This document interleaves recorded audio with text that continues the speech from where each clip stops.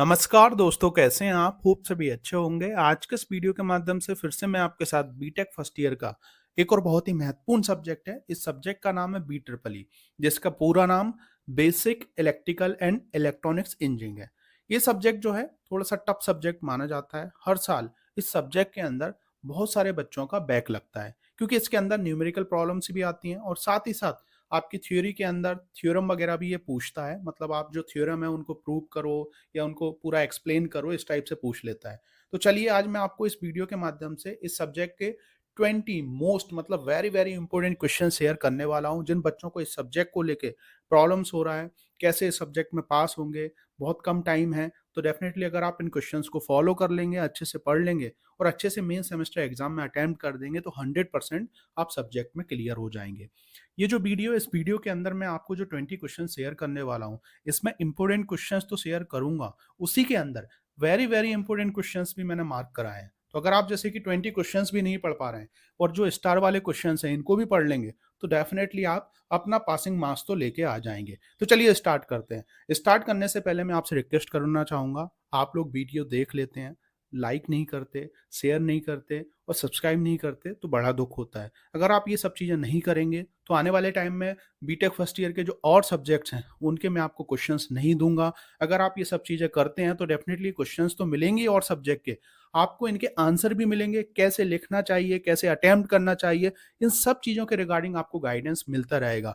क्योंकि ये जो यूट्यूब चैनल है, इस पर मैं आपको एमपी के अंदर जो काउंसलिंग होती है उसकी इन्फॉर्मेशन तो दे ही रहा हूँ, काउंसलिंग के बाद भी 4 साल तक आप लोगों का फुल सपोर्ट कर रहा हूँ, जिसके अंदर मैं आपको आरजीपीबी से जुड़ा हुआ हर एक चीज का अपडेट, इंटर्नशिप की इंफॉर्मेशन, ट्रेनिंग कहाँ से करना चाहिए, प्लेसमेंट की प्रिपरेशन कैसे करें, गेट एग्जाम की अगर आप तैयारी करना चाह रहे हैं, बहुत सारे गवर्नमेंट सेक्टर हैं इंजीनियरिंग के अंदर जो कि आपको फर्स्ट ईयर सेकंड ईयर से अच्छी तरीके से टारगेट करेंगे, तो डेफिनेटली आप फाइनल ईयर या उसके बाद भी एक आध साल तैयारी करके निकाल सकते हैं। इसके अलावा बहुत सारे फ्री सर्टिफिकेशन कोर्सेज भी होते हैं, बहुत सारी ऑनलाइन वेबसाइट्स हैं जिनके बारे में बच्चों को मालूम नहीं होता है।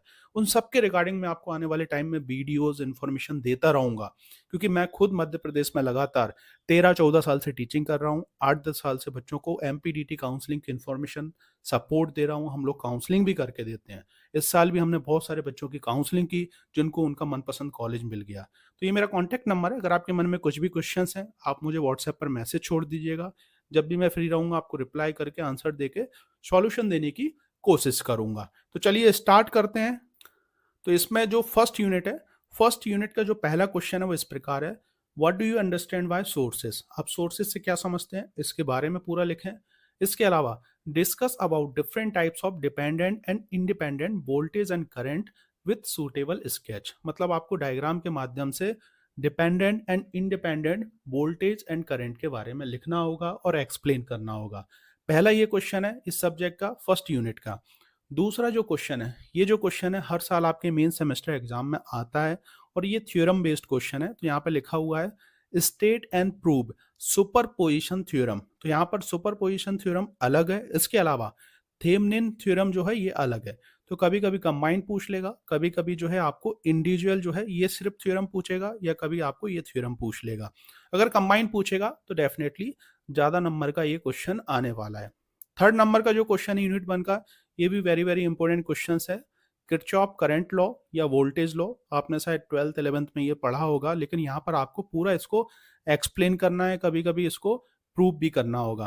तो इस क्वेश्चन को भी आप अच्छे से पढ़ लीजिएगा, यहाँ पर वेरी वेरी इंपॉर्टेंट भी लिखा है। इसके अलावा स्टार भी लगा रखा है। ये जो स्टार लगा रखा है मतलब ये क्वेश्चन बहुत बार आया है और आपके मेन सेमेस्टर एग्जाम में 99.9% आने के चांसेस हैं।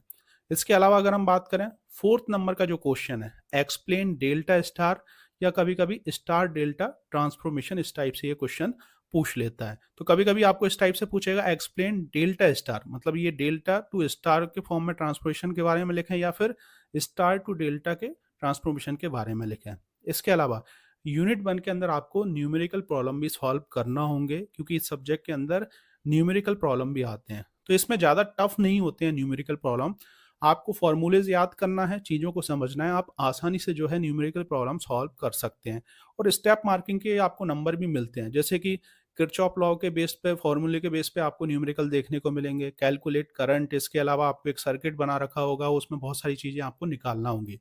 तो वो न्यूमेरिकल आप देख लीजिएगा। और स्पेशली अगर आप जैसे कि 2024 के, इसके अलावा 23 हो गया, 22 हो गया, 21 हो गया, मतलब 4-5 साल के जो न्यूमेरिकल आए हुए हैं उन्हीं को आप पढ़ लीजिएगा।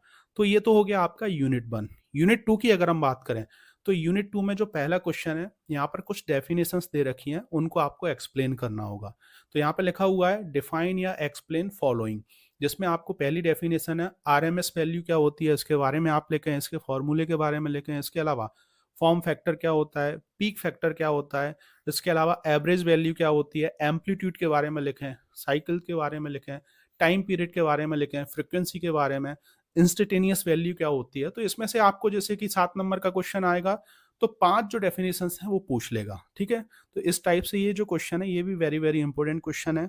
साथ ही साथ यूनिट 2 का जो 7वें नंबर का क्वेश्चन है ये भी वेरी वेरी इंपॉर्टेंट क्वेश्चंस हैं। Explain in brief active and reactive power. इसके अलावा एपरेंट पावर के बारे में भी पूछेगा। तो जो तीनों पावर हैं इनके बारे में आपको डिटेल में पूछेगा। इनके आपको जैसे कि डेफिनेशन लिखना है, इसके जो फॉर्मूलेज हैं वो लिखना है, और जो डायग्राम्स हैं वो लिखना है।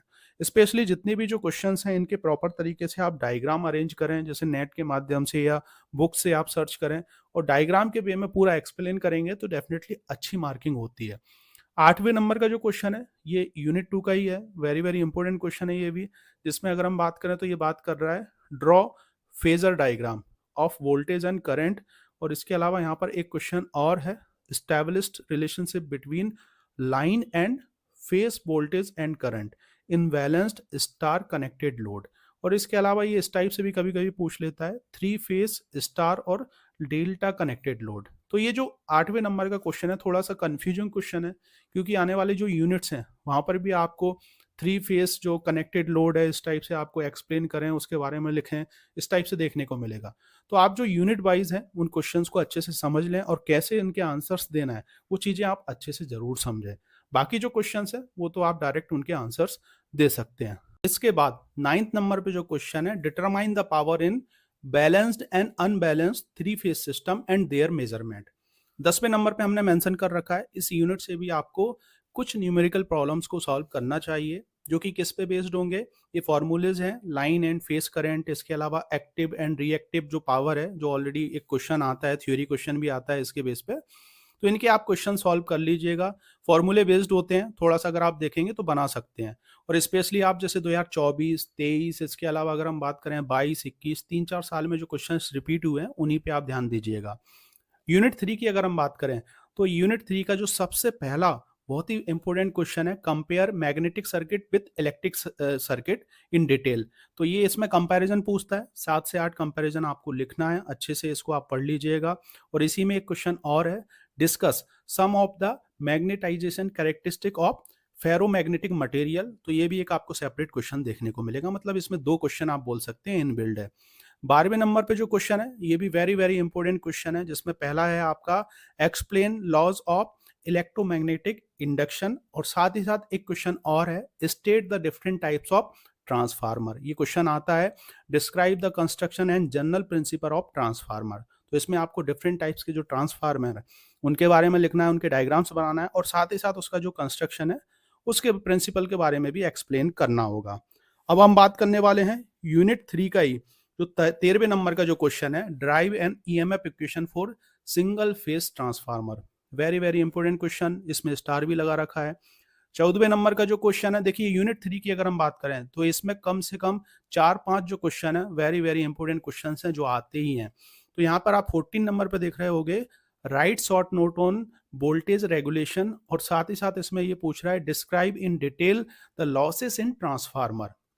इसके अलावा अगर हम बात करें 15वें नंबर का जो क्वेश्चन है, very very important question, explain open circuit and short circuit test in transformer. Basically जो यूनिट 3 है वो ट्रांसफार्मर को कवर करती है, और इसी में आपको कुछ न्यूमेरिकल प्रॉब्लम भी सॉल्व करना चाहिए, जो कि ओपन सर्किट शॉर्ट सर्किट के जो फॉर्मूलेज हैं उनके बेस पे होगा, और जो कि 2000 आपके 24, 23, 22, 21 तक के आप कर लीजिएगा। यूनिट 4 की अगर हम बात करें तो यूनिट 4 का सबसे पहला वेरी वेरी इंपॉर्टेंट जो क्वेश्चन है, explain construction classification and working of DC machine, और साथ ही साथ इसमें ये भी ईएमएफ इक्वेशन भी ड्राइव करवाता है, जो कि डीसी मोटर और जनरेटर के बेस पे होती है। अब हम बात करेंगे 18वें नंबर का जो क्वेश्चन है, जो कि आपका यूनिट 4 का पार्ट है। Explain the construction and working principle of 3 phase induction motor with suitable diagram. तो आपको जो सुटेबल डायग्राम है उसके माध्यम से 3 फेज इंडक्शन जो मोटर है इसको एक्सप्लेन करना है। और कभी कभी also drive EMF equation 3 phase induction motor, ये भी पूछ लेता है। तो यहाँ पे आप देख रहे होगे वेरी वेरी इंपोर्टेंट लगा रखा है, इसके अलावा स्टार भी लगा रखा है।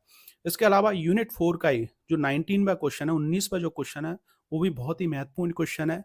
Right short note on torque slip characteristic, और साथ ही साथ लॉसेस इन इलेक्ट्रिकल मशीन्स, जो लॉसेस होते हैं इलेक्ट्रिकल मशीन्स में वो भी कभी कभी पूछ लेता है 7 नंबर में। वेरी वेरी इंपॉर्टेंट क्वेश्चन है। और इसके कुछ न्यूमेरिकल प्रॉब्लम भी आप देख लीजिएगा जो मतलब आपके छोटे छोटे फॉर्मूले के बेस पे होंगे।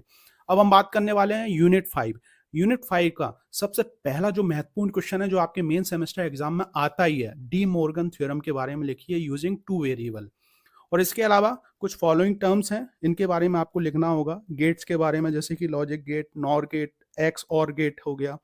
और जो 22वें नंबर का क्वेश्चन है, अगर आपने ये क्वेश्चन नहीं किया तो डेफिनेटली आप मान के चलिए 20 से 25 नंबर आप छोड़ देंगे, जिसमें आप देख रहे होगे हाफ हेडर, इसके अलावा फुल हेडर के बारे में है, इसके अलावा आरएस फ्लिप फ्लॉप के बारे में है, जे के फ्लिप फ्लॉप के बारे में पूछ लेता है, आईवी कैरेक्टरिस्टिक ऑफ डायोड, इसके अलावा वर्किंग ऑफ बीजीटी। तो ये पूरा जो है बहुत ही महत्वपूर्ण क्वेश्चन है 22 नंबर का, इसको भी आप अच्छे से पढ़ लीजिएगा। अगर आपने 22 नंबर का क्वेश्चन पढ़ लिया तो आप मान के चलिए कि कम से कम 14 नंबर तो आपके पक्के हैं।